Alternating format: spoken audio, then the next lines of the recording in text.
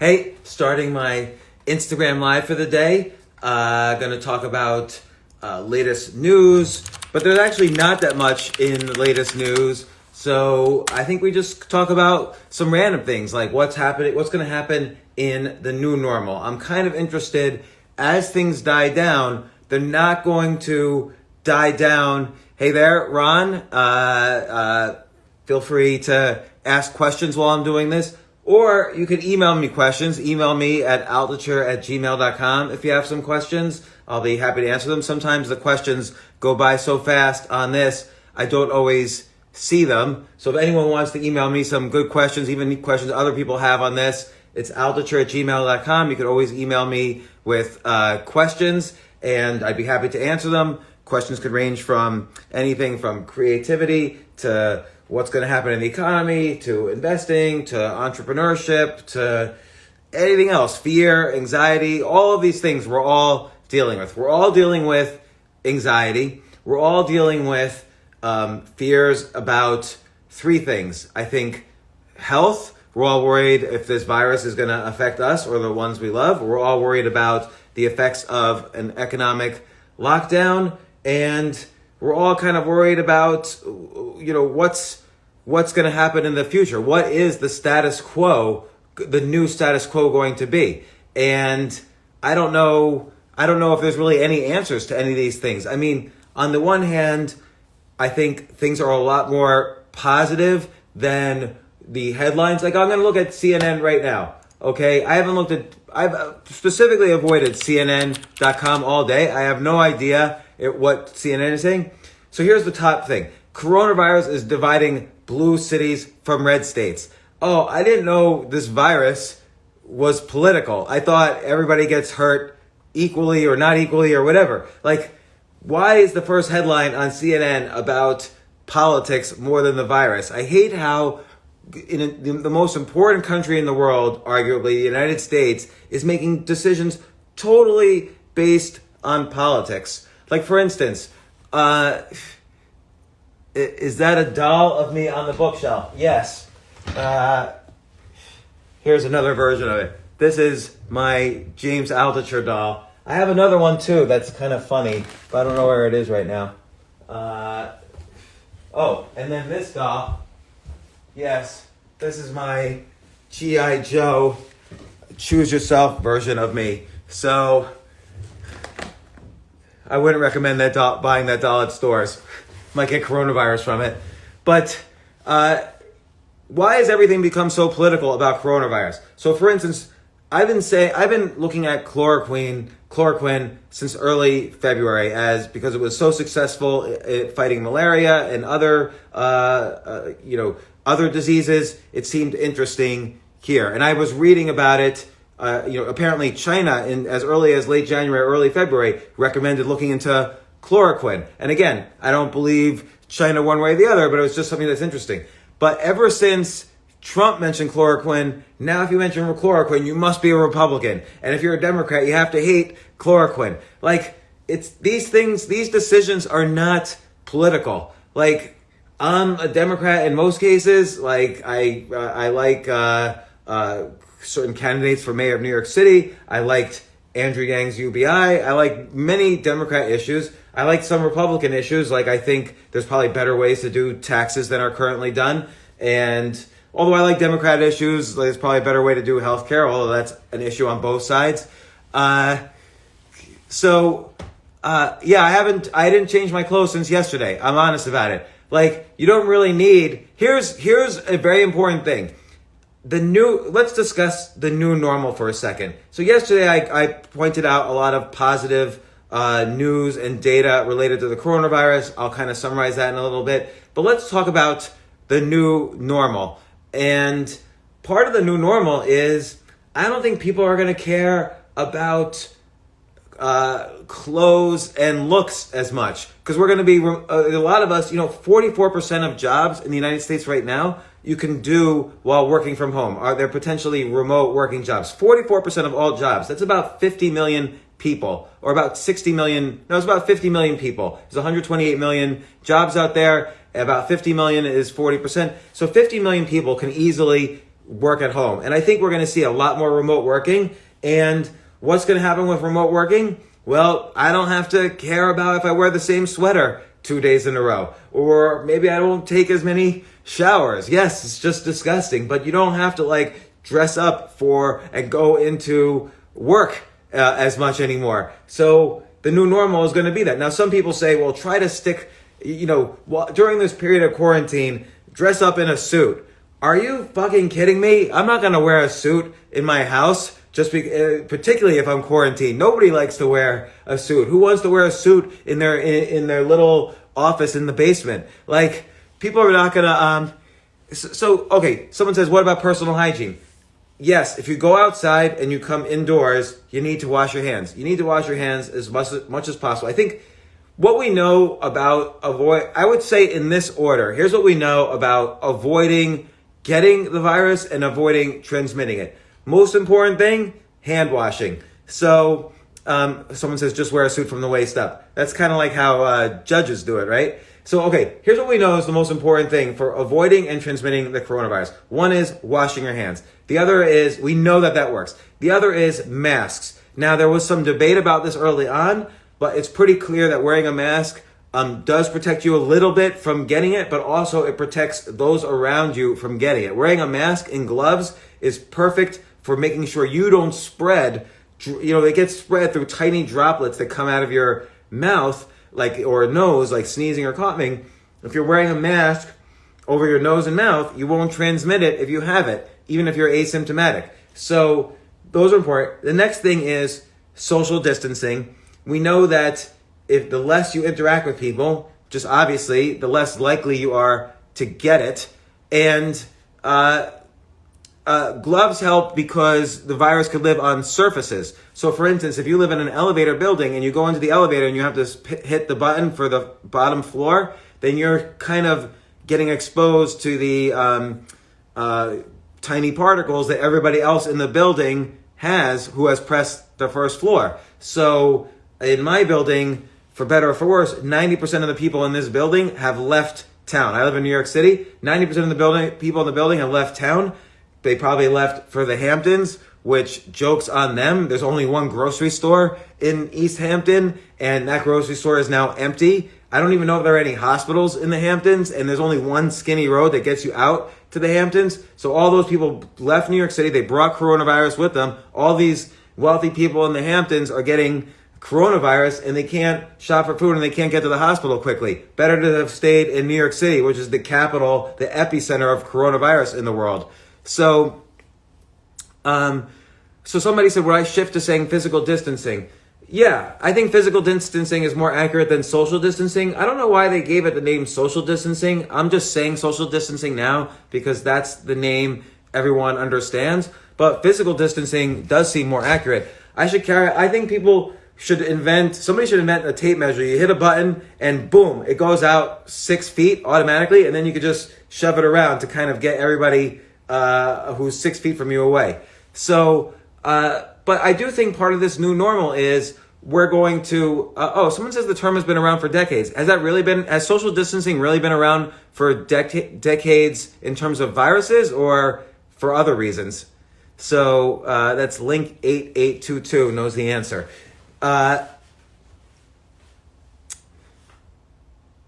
Someone says, great podcast interview with Tyler Cohen. So let me summarize that one. So Tyler Cohen argues, and Tyler was very optimistic, and Tyler's a great economist. He is a chaired professor at George Washington University, but he's written lots of great books about the economy, and I always enjoy talking to him about economics. And, a social distancing app. I like that idea. So what Tyler was saying, and I slightly disagreed with him, Tyler was saying we can withstand a shutdown economy for longer than we think. And I asked him why. And he said, well, the stimulus package, if you're a worker, if you're like the average middle American worker who was just laid off, chances are you only have $400 cash in the bank. And the issue is, how are you going to survive? Well, now the stimulus package is going to send you checks. And hopefully it doesn't just last. I don't think it should just last 1 month. I think we should get a check. Everybody should get a check for May as well. Because I think here's one thing you've probably all noticed. Nobody is, by the way, someone asked how to grow a podcast. I will answer that. No one's spending any money right now. Like, other than food, what else have you spent money on? So food and content, you've probably spent money. So I've spent money this month on food, of course, and I've spent money on, let's say, buying a show on Amazon or buying a book on Amazon or renewing a Netflix subscription. But so someone says, bring back Bert Kreischer. That's a good idea. I'll get some comedians on here. Someone asks, is podcast a new form of blogging? Yes. In fact, more people now.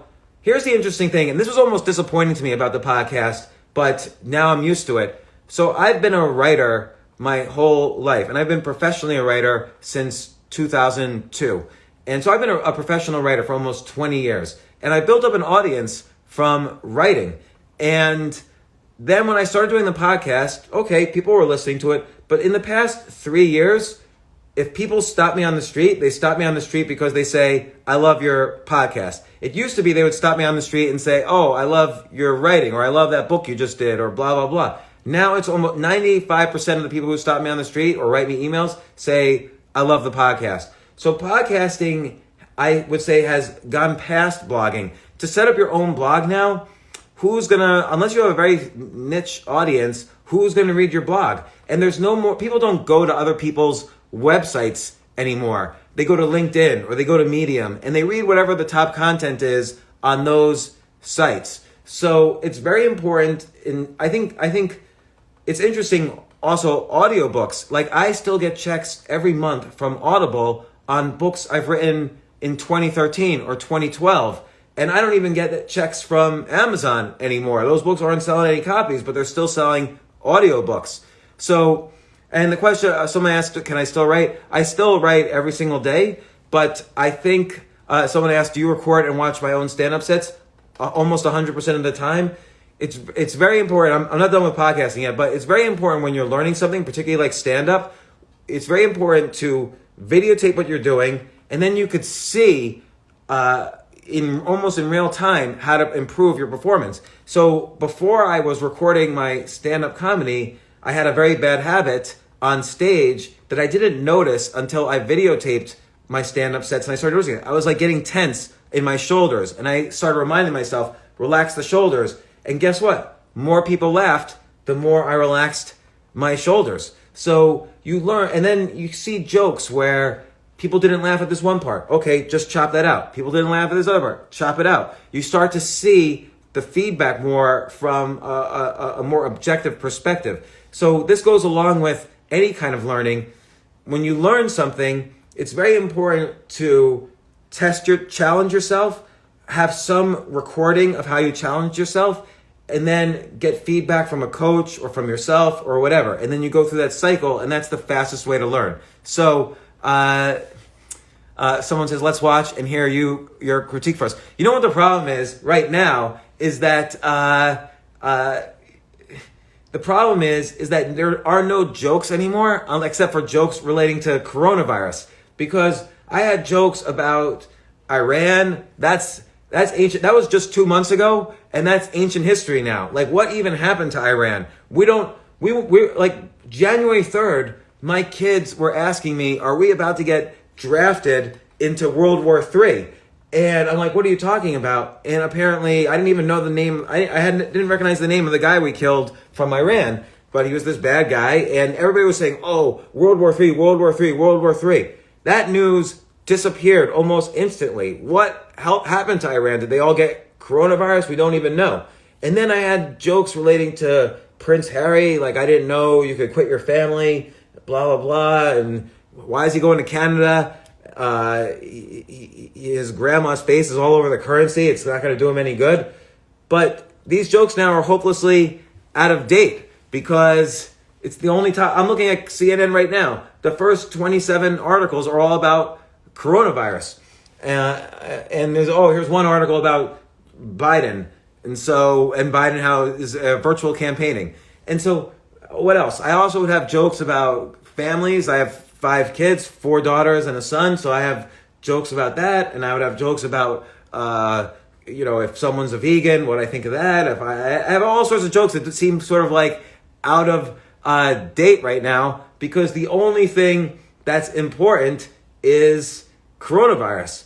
And I'll tell you a joke, which I told the other day, but yes, someone has seen my set. I had a joke about quinoa, which now, who's making a joke about quinoa? It's only coronavirus.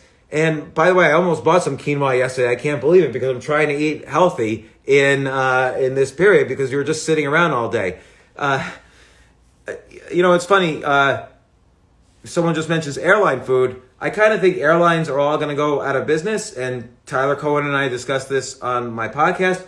But to talk about podcasting again, I think a bigger issue is, in this new normal, everybody should be thinking about, what am I an expert in that I can create content about? Because remote entertainment, remote viewing, remote watching of anything is going to be more important than ever. So podcasts, I think many more people are going to start podcasts, but the podcast audience is going to grow. Many more people are going to start YouTube channels, are going to start blogs, because we're all sitting at home. We all want to be creative. We're all have an opportunity to be creative for the first time in our lives. Like, previously, you were going to work. You were waking up at 6 a.m, having breakfast, getting in the car, commuting for 40 minutes, wearing a suit, getting into work. And then what do you do at work? You just goof off for an hour, talk to people, and then you work for a half hour, you go to a meeting, you go downstairs for a little break, then you go back, and then it's lunchtime, then you work for another hour or two. The average person was working 2 hours a day in an 8-hour workday. And I just think that period of our lives is mostly, not for everybody, but for many people, is over. We're all going to start working at home. And what are we going to do at home? We're going to work a little bit, but then we're going to want to be creative. We're going to want to do something. So what are the choices? Podcast, TikTok, YouTube, Instagram, blog. And we're going to want to create an audience. And an audience could either be a huge audience, like some of these TikTok people I know personally, went from 0 to 20 million followers within a month or two.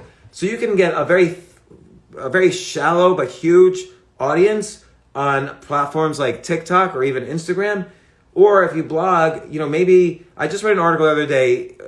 First off, there's a classic article called 1,000 True Fans, that if you want to make a living creating content, you only need 1,000 true fans. Because if you make, hypothetically, $100 from each one of your 1,000 true fans, that's a decent salary per year.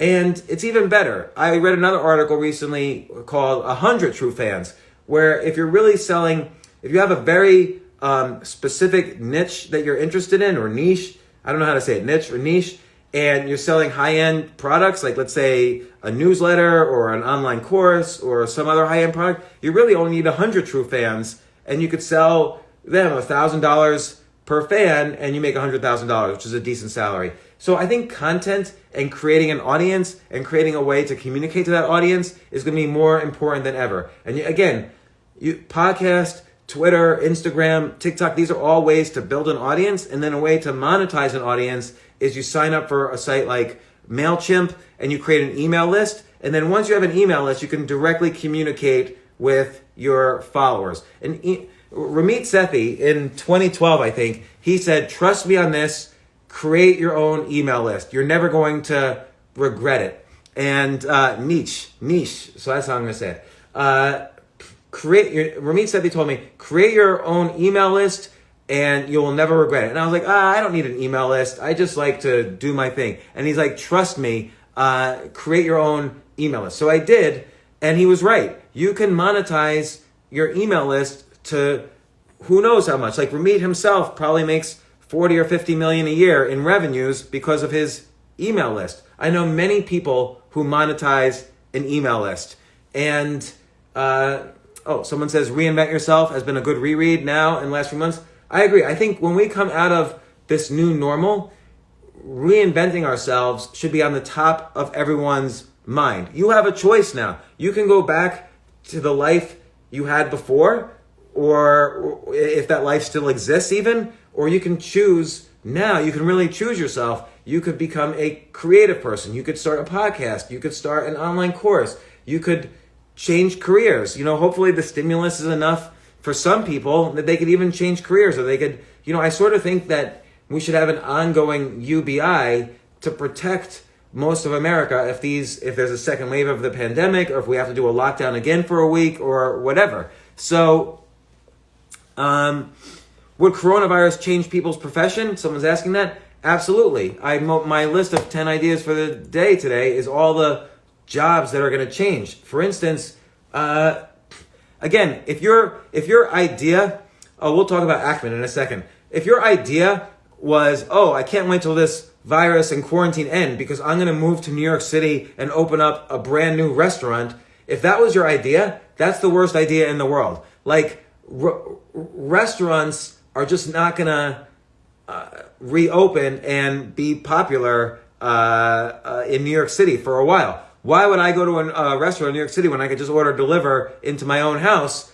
Every time I go out, I'm going to be afraid of getting coronavirus from the waiters, from all the people sitting next to me, from, waiters spitting in my food or whatever. Like, I'm not going to go to a restaurant and I'm not going to open one. I think many storefronts are going to go out of business. I think real estate is going to tank, at least both commercial real estate, because if I don't have to go to work anymore, if we're all remote working, then what's the point of renting office space in New York City? I think commercial real estate is going to collapse in New York City. And so I wouldn't be investing in any real estate or any real estate stocks or anything like that. I wouldn't be thinking about businesses that require an office in an urban area or a storefront in an urban area. All of that stuff is gone. Like, it could be the case that employee-free stores like Amazon stores will open up, and maybe more and more stores will be just manned by robots. I don't know. But I don't think setting up a storefront is a good idea. The other thing is, every new thing that's going to change is going to create new business models. So, for instance, let's say UBI is a good idea, so universal basic income. So let's say we all agree it would be nice if everyone got a check for $1,000.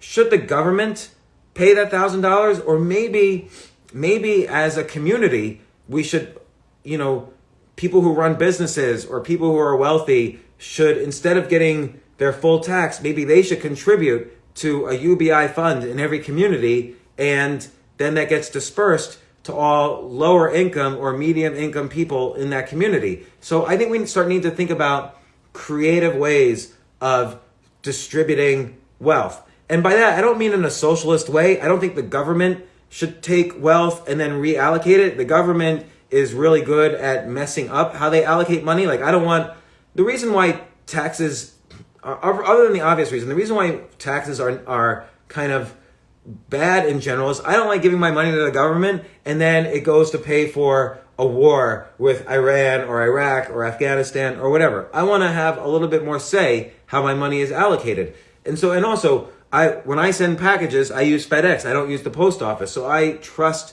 private industry better than government industry in most cases. So the question is, maybe is there a community way to offer UBI? Like, I would rather donate to a community UBI than give that same $1,000 or $10,000 or whatever to the government and have the government decide for me who gets money and who doesn't. So I'd rather just everybody in the community get it who makes below a certain level, and this kind of builds up and helps them survive the next quarantine level. Also will help people, as Andrew Yang said, will help people transition to new skills. I don't agree with Andrew Yang that the problem was automation. In fact, the reverse is going to happen. There's going to be more automation than ever. There's going to be more automation than ever right now. Someone says tax Amazon. Well, Amazon, we don't have to hate on Amazon, because Amazon has provided this amazing social service these past few weeks, months. I get all my food right now from Amazon. I get all my books from Amazon. I even watch TV through Amazon. So, yes, Jeff Bezos can easily take a sliver of his wealth and redistribute that in form of some kind of UBI. But the government has trillions. He has 100 billion or whatever. Unfortunately, there's only so much he can do. But yes, I agree. He should take 100 billion of his wealth. He'll still be left with $20 billion, and he should figure out ways to help people with it, and maybe he will do that eventually. But Amazon, I don't care if they're taxed or not, because they're doing this amazing social service for me. I get everything from Amazon right now. So, all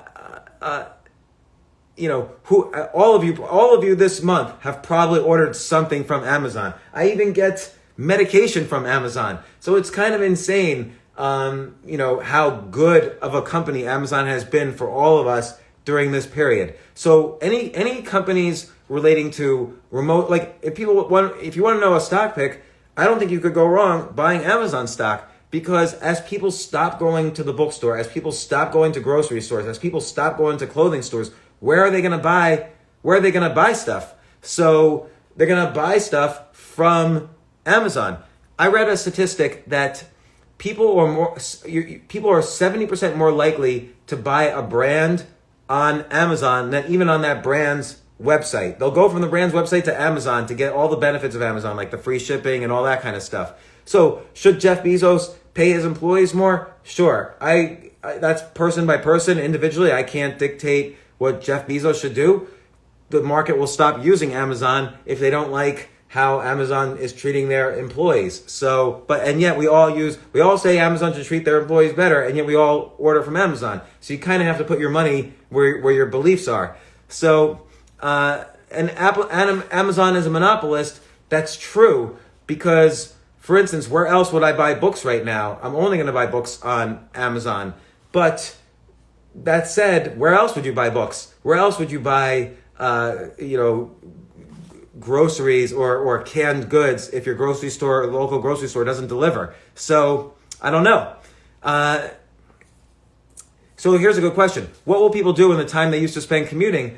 I think what's going to happen is people are going to reinvent themselves, not all at once and not everybody, but one by one. And people are going to say to themselves, I used to love to paint when I was a kid, or I used to love photography, or I love science fiction, or I have my opinions on the election. And they're going to start making videos or podcasts or photographs or blogs. People are all natural creatives. Everybody here is a creative, and it's either been bottled up or you've unleashed it and you make a living with it. But everyone's going to start learning more and more how to be a creative and how to find their audience. And that's what's going to start happening is we're going to start working from home as a society, not 100%, but let's say 50%. We're going to start working from home. We're going to start having more time for creativity. We're going to start being more creative, and we're going to start figuring out how to monetize it. Like right now, there's very few ways to monetize creativity. You either have advertisers, or you have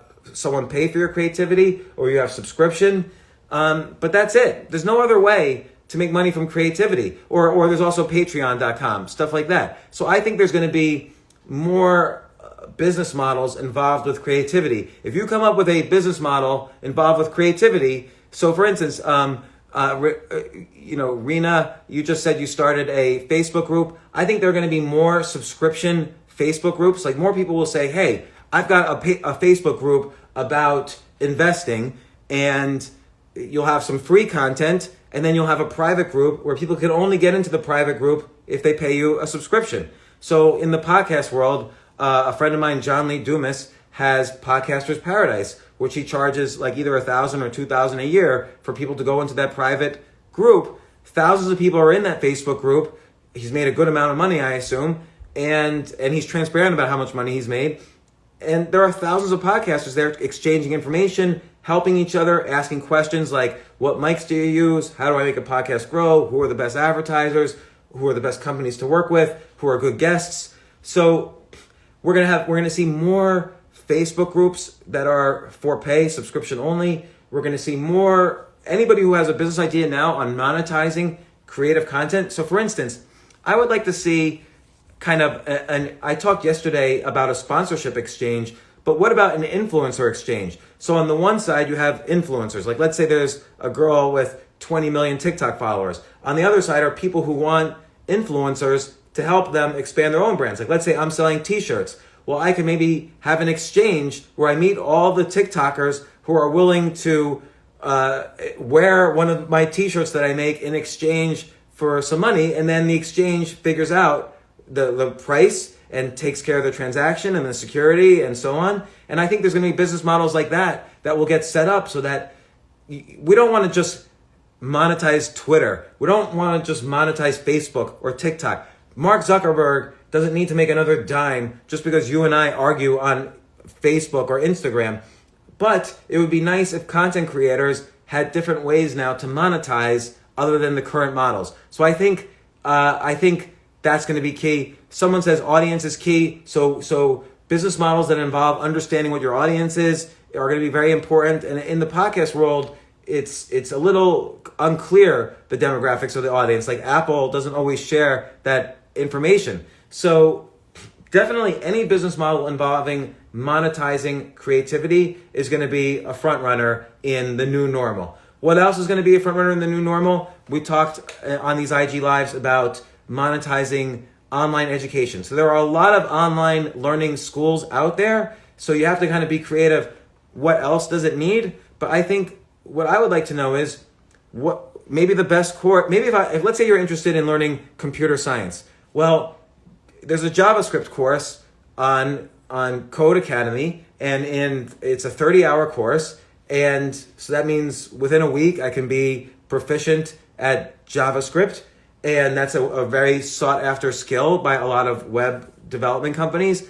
But maybe that's not the best course. So it would be good if somebody curated across all platforms. Like, oh, the best course on JavaScript might be on Khan Academy. The best course on learning AI might be on Coursera. The best course on learning how to program for the Android operating system might be on Code Academy, and so on. So I'm putting together a degree, and maybe the degree is called mobile computing instead of just computer science. So, I want a mobile computing degree. Well, you take, mobile computing 101 on Coursera, then you take this course here, then you take this course here, then you take this course here, and now this body of experts says, okay, you have a mobile computing degree. Instead of just trusting whoever it is, some dumb group accredits universities so you can get a computer science degree taking 100% outdated courses from professors who don't even know what the latest technology is. Colleges are kind of out of date at this point. Online education is up to date. The only problem is I wish there was more curation. So I bet you any models involving curation or some kind of other way of going cross-platform, across online learning, that's going to be a great model. What else is going to happen in the new normal? I think we're going to just spend less. Like, I bet you guys have all spent less this past month. I didn't buy any clothes. I hardly even wore any new clothes this month because I'm just staying inside all the time. So I think there's going to be less spending, but there's going to be more content consuming. So some people say, oh, you can't start another podcast. You'll be the 2 millionth podcast out there. So there's more people consuming content than ever before. That's going to continue. So if you can learn your creative voice, find your creative voice, and whether it's a podcast or YouTube channel, blogging, you will find your audience. And so the keys to creativity are, number one, you have to exercise your creativity muscle. Write down 10 ideas a day. And I write down 10 ideas every single day. I've been doing it for well over a decade, almost 2 decades. And the process of writing down 10 ideas a day rewires your brain. It actually helps your brain. It exercises that creativity muscle, that idea muscle. So 3 or 4 months from now, after you start doing this, you will feel like a superpower has just developed. Like, you'll be able to come up with creativity and ideas all the time of things to do, things to say, things to write, things to podcast about, things to do videos about, businesses to start. So I wrote 2 idea lists today. So this person says, Lane says, this 10 ideas a day, it works because I know it does. I've literally helped people make hundreds of thousands, if not millions of dollars by helping them write 10 ideas a day and then how to evaluate 10 ideas a day. So I want to tell you my theory about, by the way, good skill. Someone says, Natalia says, learning chess is on my list.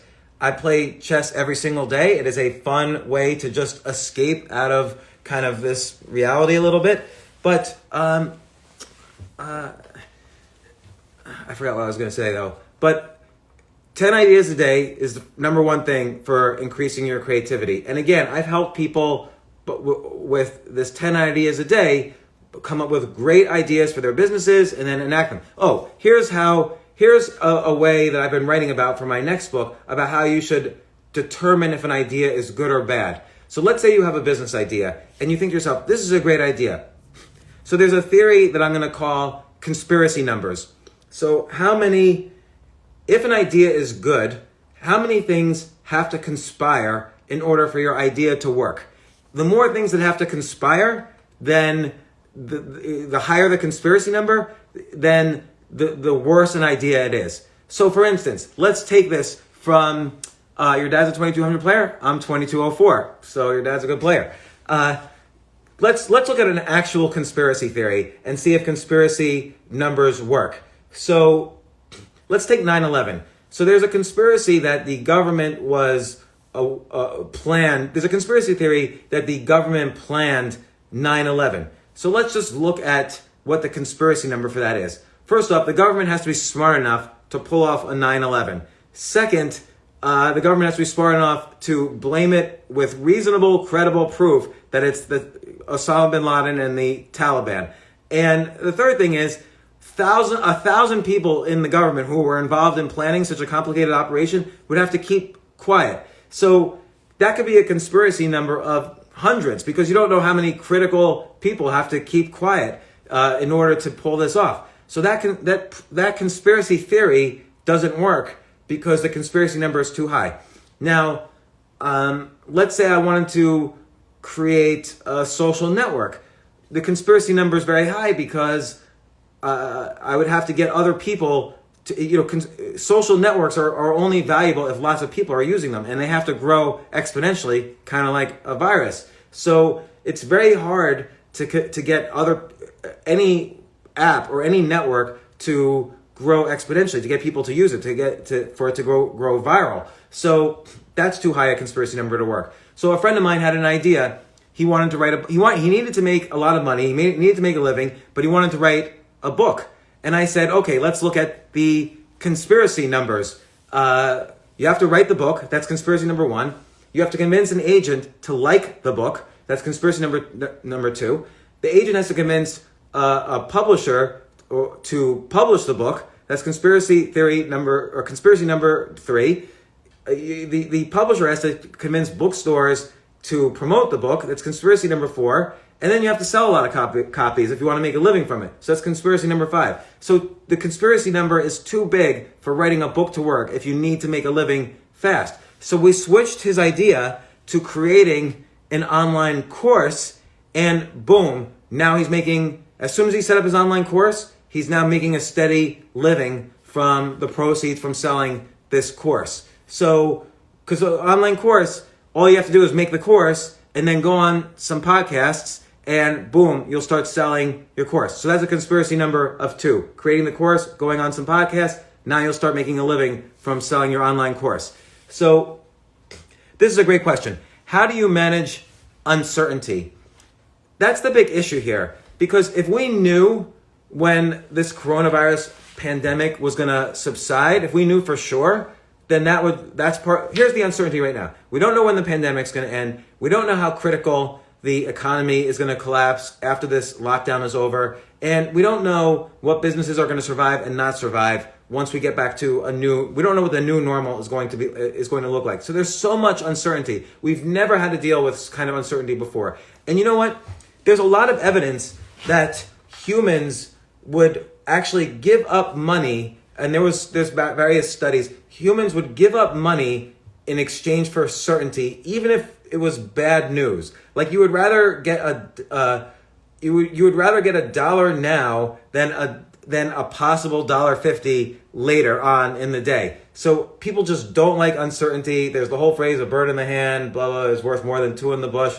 But so how do you deal with uncertainty? And there's no real answer, but I'll tell you a couple of thoughts I've had just in this past month. I mean, I've had a lot of anxiety before. So I lived 2 blocks from the World Trade Center during 9/11, and I kind of went broke that week as well. and I was in the World Trade Center during 9/11.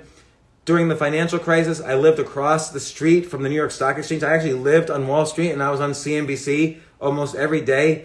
So, and by the way, I also went broke then. So I've had a lot of fear and a lot of uncertainty around all these different crises. And what I figured is the most important thing: you can't think your way out of uncertainty. Thinking, and this is where the entire self-help industry is upside down. You can't tell yourself, I'm confident or I'm the best. You can't convince yourself mentally of things that aren't real. You know, your thoughts will just churn around in your head. And as soon as you stop thinking to myself, I'm the best, you're going to start realizing you're a piece of shit again. It's just going to be this natural thing. The only way you can really get rid of uncertainty is to do things that are more certain. So you can call a friend, or if I'm worried about money, I can call a business partner, or I can write down ideas for a business, or I can work on a book that I'm being paid for, or I can, if you're doing things, that is the best way to deal with uncertainty. Again, the important thing here is you can't think your way out of uncertainty. There is no thinking in the world that can think your way from uncertainty to certainty. You can convince yourself maybe, but you're going to just have the uncertainty again later. You only should do things, whether it's taking a walk around the block, or whether it's calling someone you love, or whether it's calling a business partner, or whether it's writing a blog post, or doing a podcast, or coming on this Instagram Live and discussing with me as interactive as possible. You could only do things to get yourself out of uncertainty. Another trick that I use is, what is the worst case scenario? And you don't want to overdo this, because then you're constantly going to be afraid of viruses all the time. But like right now, the worst case scenario with this pandemic is that, and I live in New York City, so maybe I'll be on lockdown more than most people, and all the stores and restaurants here will be closed. So the worst case scenario is that I can't go outside. Another worst case scenario is that there's social unrest and chaos, but I don't go that. You don't want to go too far to panic yourself. And then, okay, I can probably live with the worst case scenario. Now, thank God the stimulus is happening. I ran into, I was talking to a business owner yesterday, actually one of my partners at the comedy club. And because of the stimulus package, there's all sorts of loans that we can apply for. We can apply for loans for emergency assistance. We can apply for loans to meet our payroll for the next 2.5 months. We can apply for, de Blasio set up some loan program for small businesses. Cuomo set up a loan program for small businesses. So we can apply for all these loans. So I can actually do things instead of worrying, oh no, will this go out of business? Well, I can actually do things. Now, I'm an investor in many private companies. So what I've been doing bit by bit is calling the CEOs and just asking, how are things going? Sometimes it's going well. Sometimes it's not going so well.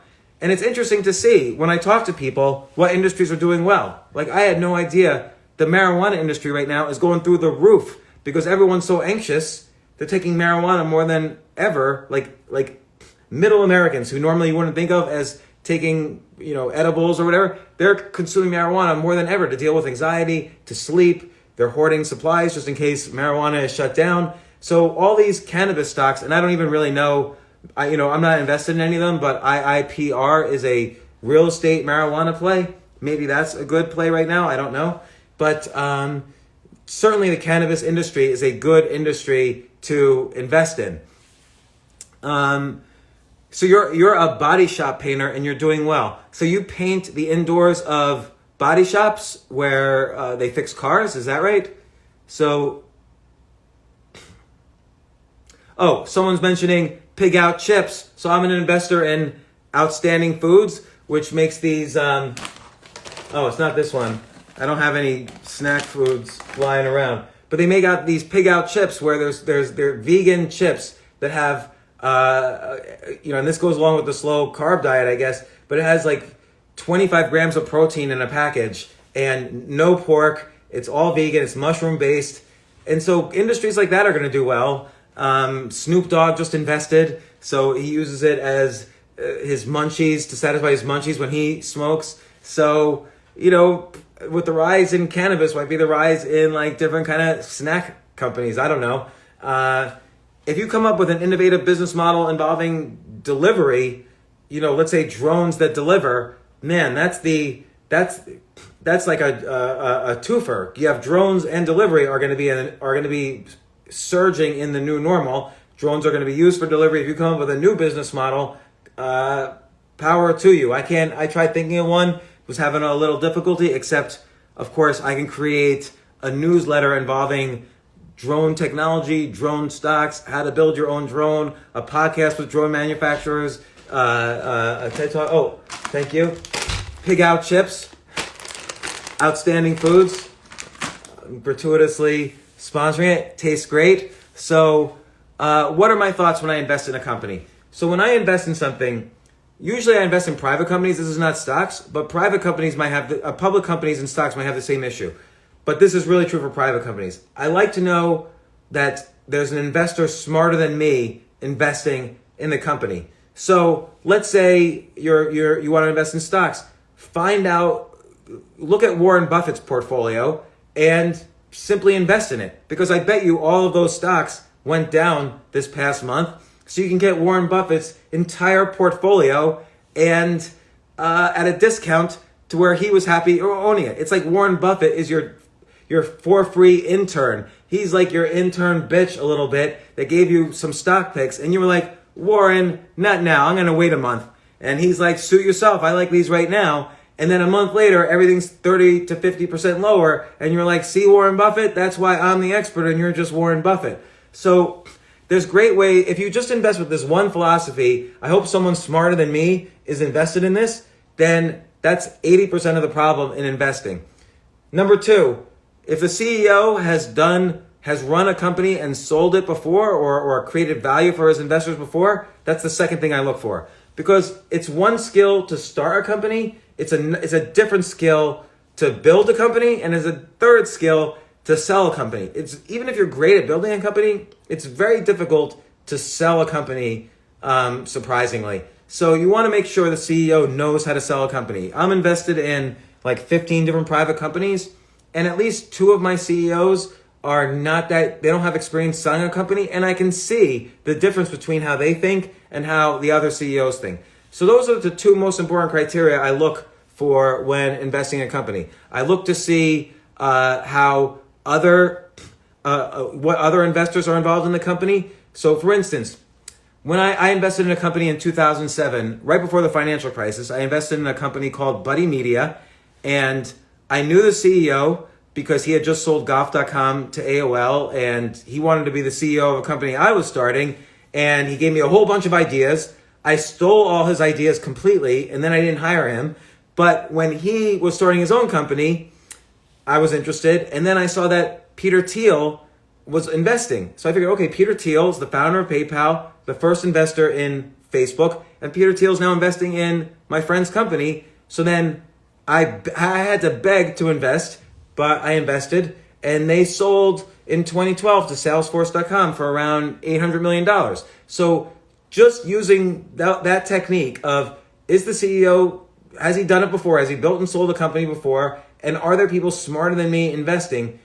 Just using that technique has made me so much money, it's ridiculous. I have another company that I've been invested in that I'm almost embarrassed to talk about, but I'm suspecting that they're about to announce that they're out of business. So I invested in this other company, did not have better investors than me, and did not have a CEO who had previously exited. And it's no wonder they're going out of business. My sort of quasi rule of thumb is that when a company calls me and asks for my help, I don't even return the call because I know they're practically out of business. If they're at the point where they're calling me for help, then historically that means there's no help for them. They're going out of business. So using that kind of philosophy has made me a lot of money, and 100% of the time when I don't follow those rules, I lose money. So I've invested in two companies recently where I either didn't have a smart CEO or I didn't have a smart investor side by side with me, and I'm going to lose all my money on those.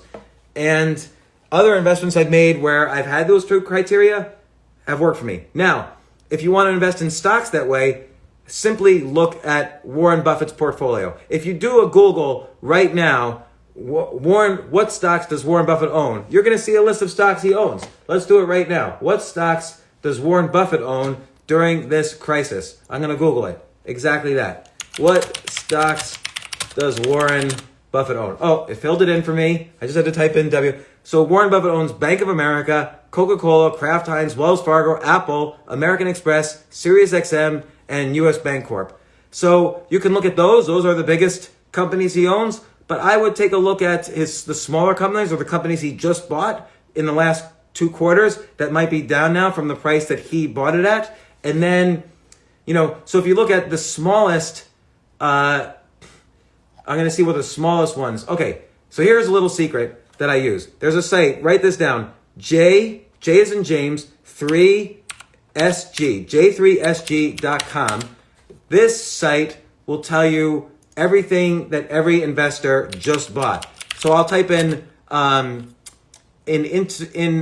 search or institutions. I'll type in Berkshire Hathaway, and it'll tell me all of Berkshire Hathaway's stocks that it owns. So here's Berkshire Hathaway, and it'll tell me which ones they just bought. So, or it tells me which ones they're buying. So for instance, Warren Buffett just bought more shares of General Motors, and he's down on that. He bought more shares of Occidental Petroleum. He's down on that. He bought more shares of Kroger's.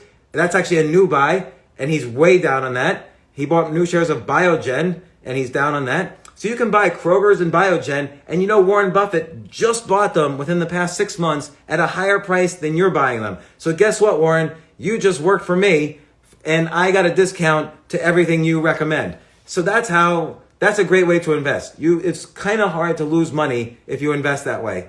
So that website is J as in James, J3, S as in Sam, G as in Games, j3sg.com. And to see what George Soros is buying, you type in Soros. You see what Warren Buffett's buying, you type in Berkshire Hathaway, and so on. So the website again is j3sg.com.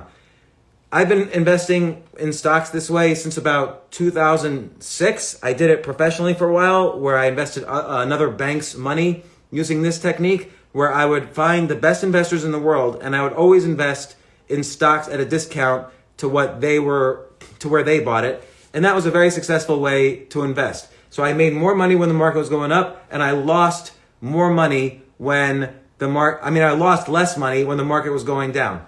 So, and Victoria, you asked, well, Warren has money to lose. That's true, but Warren Buffett invests for other people, so he's very careful. He doesn't want to lose money. In fact, Warren Buffett's 2 rules of investing are: rule number 1, do not lose money. Rule number 2, don't forget rule number 1.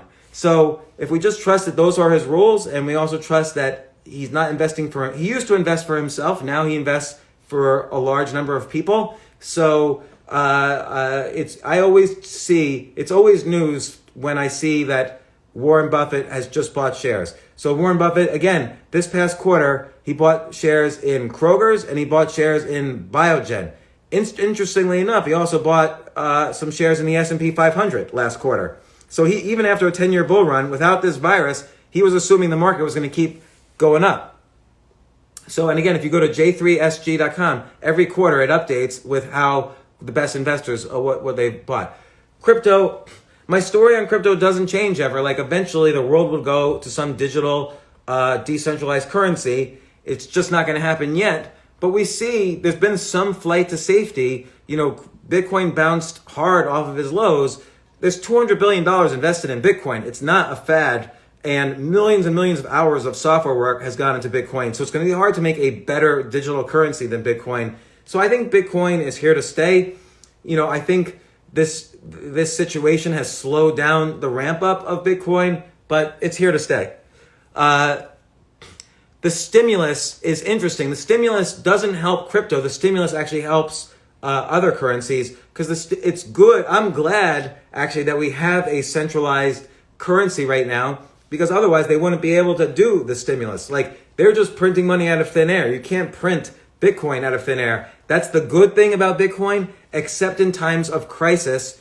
We kind of want the U.S. Federal Reserve to give us money. Like the government forces us to stay home, forces us to shut down our businesses. So we need them to have the power to give us some money. And, that's going to be a good thing. Like it's going to hopefully keep a lot of small businesses in action. It's going to keep consumers. The average American has only $400 in savings, which means some people have more, some people have less. How are people going to get food in a few weeks? Well, now they're going to get these stimulus checks, and what else are you spending money on? So you're not spending money on anything else. Now, eventually, Victoria, you mentioned loss of trust. Eventually, people will lose trust in the dollar. The Federal Reserve cannot keep printing up money, or else the rest of the world sort of gives us money so that we could print money. But the rest of the world will stop doing that if we abuse this privilege of being the de facto currency of the world. The good thing right now is everybody in the world is printing money. And there's massive deflation at the moment. So as long as there's deflation, you can always print money when there's deflation, because the reason printing money is bad, the reason doing the stimulus is bad sometimes, is you can get into a situation like Germany in the 1920s or Zimbabwe. So Germany, what happened was Germany owed so much money, they just printed up billions and then trillions of marks, and then their currency went to zero, and then World War II, then Hitler rose up and he scapegoated the Jews and World War II started. So that's the downside of printing up money. But if you're kind of the ruler of the world, like the US currently is, and your currency is the most powerful currency in the world, like the US dollar currently is, and if there's deflation, so you're not worried about inflation right now, then you have the option to print money. But you can't do that for so long.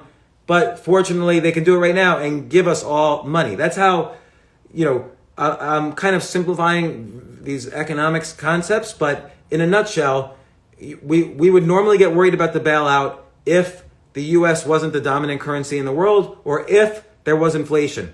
So a month ago, if the United States had printed up money, that would have been a disaster, because we were already at 3.5% unemployment. And when there's low unemployment, there's potential for inflation, because you have to start paying people more. And then in order to pay for these employees, you have to start charging more prices for the goods that you produce, and inflation starts.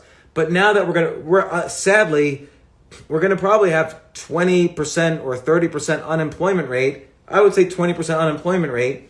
And absolutely, when you have 20% unemployment and the rest of the world is still willing to lend you money because you're the safest currency in the world, then absolutely you should print money up for a bailout. That's how stimulus works, and that's how economies survive a stimulus. So that's how we survived it in 2009. They printed up $1 trillion, we survived. Now they're printing up not $2 trillion, but $6 trillion between Congress and the Federal Reserve. $6 trillion in stimulus. That's more stimulus than has ever been seen on the planet. It's a new normal is what's going to happen. And we have to keep a close eye on inflation, but it won't happen until several years. And between now and then, we're going to feel this enormous surge. Like if you're a small business right now, you should be applying for loans. They're giving you money for free. You can get $100,000, $200,000 for free. Even if you just have incorporated some business and you forgot about it, go to your bank and see if you could borrow money. They will give you $10,000 to $25,000, no questions asked, even as an emergency loan if you're a small business. So by all means, you should go to the bank because of this stimulus bill and see what kind of money you can get out of it. So somebody asked, where does the money go when stocks drop? That's a great question. And I've actually asked that question myself before. But essentially what happens is the money disappears. So let's say I have $500 in Apple stock and it gets cut in half. Well, I had transferred my dollars into Apple certificates. So I no longer had dollars. I now had a new currency called shares of Apple. And the value of that currency caved in half. And so the money just disappears. So that's what happens when a stock drops, is that the money disappears from the economy. So when if the stock market is, I don't know what it is, like let's say it's $15 trillion of value or $10 trillion in value. If the stock market goes down 30%, then $3 trillion just disappears. So that's another reason why they can print up $3 trillion in stimulus to sort of keep up the economy.